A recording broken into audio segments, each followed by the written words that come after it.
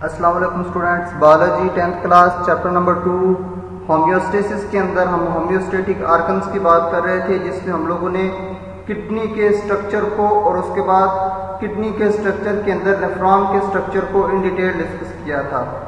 और अब है फंक्शनिंग ऑफ किडनी। अब नेफ्रॉन को हम लोगों ने कहा था functional unit of kidney is nephron. अब फंक्शनिंग ऑफ किडनी का मतलब है कि हम लोग डिस्कस करने जा रहे हैं फंक्शनिंग ऑफ नेफ्रॉन, क्योंकि किडनी के अंदर जितनी भी फिल्ट्रेशन होती है, जो भी यूरिन फॉर्मेशन का प्रोसेस है, वो सारा का सारा कंप्लीट हो रहा होता है नेफ्रॉन के अंदर। तो फंक्शनिंग ऑफ किडनी का मतलब है फंक्शनिंग ऑफ नेफ्रॉन। तो हम लोग डिस्कस करने जा रहे हैं नेफ्रॉन की फंक्शनिंग को।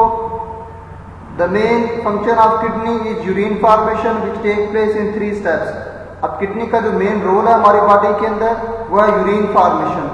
और यूरिन फॉर्मेशन ये 3 स्टेप्स के अंदर प्रोसेस मुकम्मल होता है। पहला स्टेप है प्रेशर फिल्ट्रेशन, उसके बाद है सिलेक्टिव रीअब्जॉर्प्शन, उसके बाद है ट्यूबुलर सिक्रीशन। अब ये तीनों प्रोसेस हो रहे हैं नेफ्रॉन के अंदर, लेकिन तीनों प्रोसेस नेफ्रॉन के डिफरेंट पार्ट्स के अंदर कंप्लीट हो रहे हैं। अब ये नेफ्रॉन के कौन से पार्ट में कौन सा जो है वो फंक्शन परफॉर्म हो रहा है, उसको देखने के लिए हम लोग नेक्स्ट मूव करते हैं। तो प्रेशर फिल्ट्रेशन में हम लोग देखते हैं कि प्रेशर फिल्ट्रेशन, इसका नाम हमें बता रहा है कि प्रेशर की वजह से जो फिल्ट्रेशन हो रही है उसको हम लोग कह रहे हैं pressure filtration. when blood enters kidney through renal artery, it goes through many arterioles and then to glomerulus. अब ये फॉर एग्जांपल हमारे पास है रेनल आर्टरी जो कि ब्लड लेके आ रही है किडनी की तरफ। अब इस रेनल आर्टरी की मदद से ब्लड आ गया किडनी के अंदर। अब किडनी के अंदर हमने इसको कहा था बोमन कैप्सूल, जो एक्सटर्नल कप शेप आपको नजर आ रहा है बोमन कैप्सूल। उसके बाद जो अंदर ब्लड कैपिलरीज का नेटवर्क है, इसको हम लोगों ने कहा था ग्लोमेरुलस।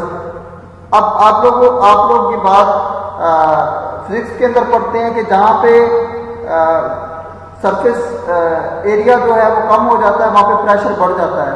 अब चूंकि 9th क्लास में आप लोगों ने पढ़ा हुआ है कि आर्टरीज की निस्बत जो आर्टरियोल्स और उसके बाद कैपिलरीज है उनका सरफेस एरिया बहुत कम होता है, और capillaries are just 1 cell thick.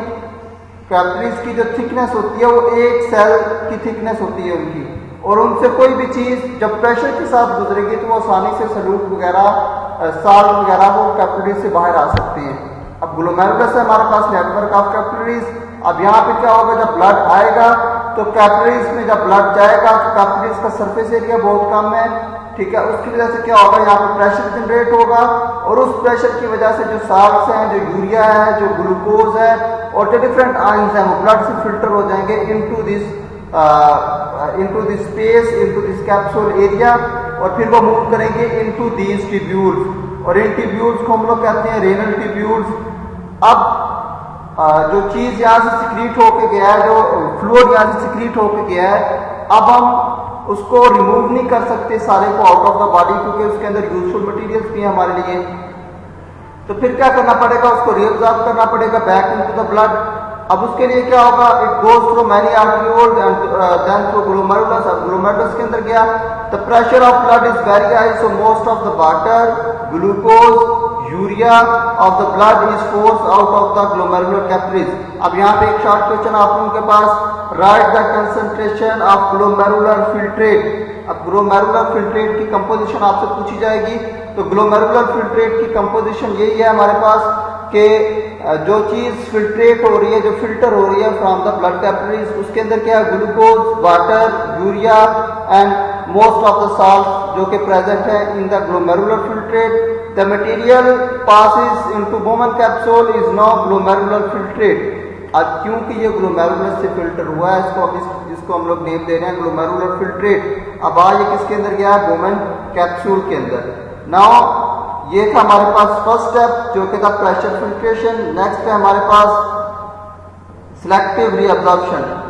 अब क्या करना है, क्योंकि जो चीज यहाँ से फिल्टर होकर गई है वो सारी की सारी वेस्ट प्रोडक्ट नहीं है, उसके अंदर आयंस, उसके अंदर साल्ट, उसके अंदर ग्लूकोज और उसके अंदर डिफरेंट अदर साल्ट्स वो हमारे लिए यूजफुल हैं। उसको हम लोगों ने क्या करना है, रीअब्सॉर्ब करना है बैक इनटू द ब्लड, और उनकी रीअब्जॉर्प्शन के लिए हम लोग सेकंड स्टेप जो है उसको नेम दे रहे हैं सिलेक्टिव रीअब्जॉर्प्शन। अब याद रखें सिलेक्टिव रीअब्जॉर्प्शन का वर्ड यूज किया है, हर चीज रीअब्सॉर्ब नहीं होगी, सिर्फ सिलेक्टिव जो है उसके अंदर साल्ट, ग्लूकोज और अदर आयंस हम उनको क्या करेंगे, रीअब्सॉर्ब करेंगे। In this step, 99% of the glomerular filtrate is reabsorbed into the blood capillaries surrounding the renal tubule. अब ये जो रेनल ट्यूब्यूल है, इनके सराउंडिंग में बहुत सारी ब्लड कैपिलरीज होंगी। ये जो ब्लड वेसल लीव कर रही है किडनी को, यही आगे आके क्या करेगी, इनके ऊपर सराउंड करेगी, ठीक है। और उसके बाद ये क्या करेगी, यहाँ से जो है रीअब्जॉर्प्शन का प्रोसेस स्टार्ट होगा। अब 99% तक ग्लोमेरुलर फिल्ट्रेट यहाँ पे रीअब्जॉर्ब हो जाएगा, किसके अंदर, उन ब्लड कैपिलरीज के अंदर जिन्होंने सराउंड किया हुआ है रेनल ट्यूब्यूल्स को। It occurs through osmosis, diffusion and active transport। अब ये ऑस्मोसिस के जरिए भी होगा, डिफ्यूजन के जरिए भी होगा और एक्टिव ट्रांसपोर्ट के जरिए भी होगा। अब आप लोग वेरी वेल फेमिलियर है ऑस्मोसिस के साथ, डिफ्यूजन के साथ एंड एक्टिव ट्रांसपोर्ट के साथ। ऑस्मोसिस एंड डिफ्यूजन दोनों पैसिव ट्रांसपोर्ट के जो मैकेनिज्म्स हैं, इन दोनों के अंदर एनर्जी नहीं लगेगी, कोई एटीपी यूज नहीं होगी। इसका मतलब है कि जो कंसंट्रेशन होगी वो कहाँ से होगी, फ्रॉम हायर टू लोअर। लेकिन एक्टिव ट्रांसपोर्ट के अंदर एटीपी यूज होगी, तो उसका मतलब है कि एक्टिव ट्रांसपोर्ट के अंदर कंसंट्रेशन जो मूवमेंट होगी वो कहाँ होगी, from lower to higher concentration. Some water and most of the glucose is reabsorbed from the proximal convolutive tubule. अब ये पीसीटी जिसको हम लोगों ने प्रॉक्सिमल कन्वोल्यूटिव ट्यूब्यूल बोला था, अब इसके अंदर बहुत सारे वाटर और साल्ट रीअब्सॉर्ब हो जाएंगे। याद रखना है एमसीक्यूज के लिए कि मोस्ट ऑफ द ये 99% या maximum of the glomerular filtrate is reabsorb in proximal convolutive tubule. यहाँ पे ही मैक्सिमम क्या हो जाता है, रीअब्सॉर्ब हो जाता है into the blood capillaries that are surrounding these renal tubules. अब लास्ट लेक्चर में मैंने आप लोगों को कहा था कि आप लोग इसका स्ट्रक्चर ड्रा करें। अगर आप लोगों ने इसको ड्रा किया है, उसको लेबल किया है, तो अब आप लोग फेमिलियर होंगे इसके साथ कि वुमेन कैप्सूल क्या है, ग्लोमेरुलर फिल्ट्रेट क्या है और उसके अंदर लोप ऑफ हैंडले क्या है। तो अब हम जस्ट नेम लेंगे और आप लोग प्रीवियस लेक्चर के अंदर आप लोगों ने डिस्कस किया हुआ है, तो वो स्केच सारा आपके माइंड के अंदर होना चाहिए इस लेक्चर को समझने के लिए।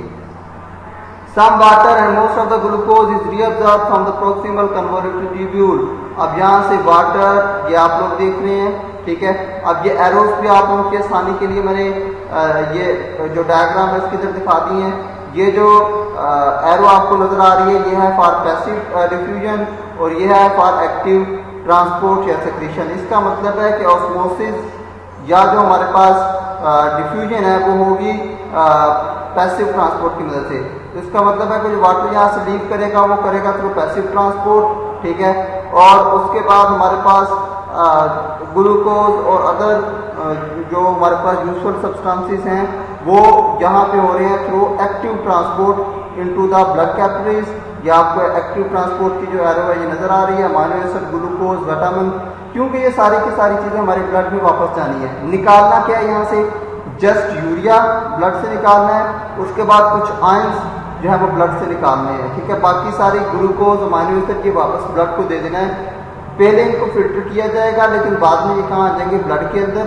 लेकिन जो वेस्ट प्रोडक्ट हैं like urea, like salt, like ions, इनको फिर भी क्या करना है, रीअब्सॉर्ब नहीं करना बैक इनटू द ब्लड, और इनको क्या करना है, रिमूव करना है out of the body. Air salts are reabsorbed by active transport and the water flows by osmosis. जी, ये आप लोगों ने देखा इस एरो के अंदर, वो कह रहा है कि साल्ट जो है वो एक्टिव ट्रांसपोर्ट के जरिए, ठीक है।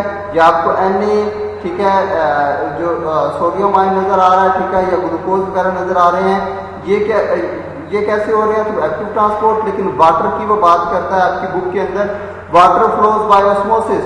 अब पैसिव डिफ्यूजन या पैसिव ट्रांसपोर्ट के अंदर आ रहा है, तो इसका मतलब है कि ऑस्मोसिस का प्रोसेस यहाँ पे क्या होगा, यूज होगा for the reabsorption of water. The descending limb of loop of Henle allows reabsorption of water. ये हम लोगों ने इसको कहा था लूप ऑफ हैंडले।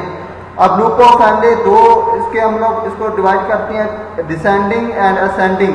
तो नीचे की तरफ आ रही है वो डिसेंडिंग लूप ऑफ हैंडले, जो ऊपर की तरफ जा रही है वो असेंडिंग लूप ऑफ हैंडले। अब डिसेंडिंग लूप ऑफ हैंडले में वाटर वापस आ रहा है ब्लड के अंदर, वाटर की रीअब्जॉर्प्शन, जबकि ascending loop of Henle water को अलाउ नहीं करती कि वो वापस ब्लड कैपिलरीज के अंदर आए। वहां पे जस्ट क्या होंगे, वहां पे जस्ट क्या है, साल्ट्स और आयंस वापस आ रहे होंगे ब्लड के अंदर। नेक्स्ट हमारे पास है थर्ड फंक्शन इसका, tubular secretion. Different ions, creatinine, urea are secreted into the blood from blood into the filtrate.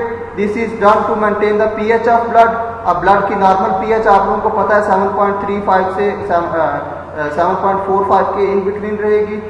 After the above mention step the filtrate present in the renal tubule is known as urine. इन सारे step के बाद जो filtrate होगा हम उसको कहेंगे urine, और ये आ जाएगा रेनल पेल्विस के अंदर, वहां से out of the kidney through ureter and urinary bladder and urethra. अब ये था हमारे पास फंक्शनिंग ऑफ किडनी। इस रिलेटेड अगर आप लोगों को कोई भी क्वेश्चन है तो आप लोग कमेंट सेक्शन के जरिए पूछ सकते हैं, लेकिन आप लोगों ने डायग्राम लाजमी लेबल करनी है नेफ्रॉन की अपनी अंडरस्टैंडिंग के लिए।